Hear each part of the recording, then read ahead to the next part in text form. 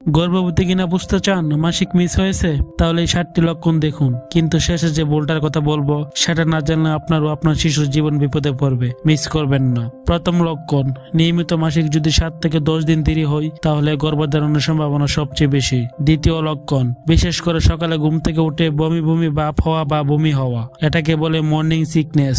তৃতীয় লক্ষণ, স্তন ভারী হয়ে যাওয়া, ফুলে যাওয়া এবং চোয়ালে ব্যথা করা। স্তনের বোটার রং গাঢ় হতে পারে।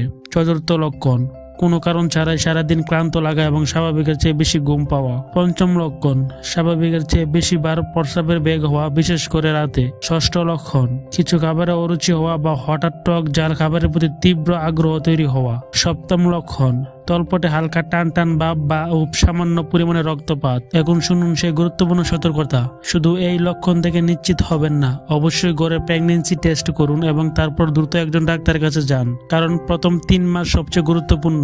সঠিক সময়ে চেক আপ না করালে মা ও শিশু দুজনের ঝুঁকি বাড়ে। দেরি করবেন না।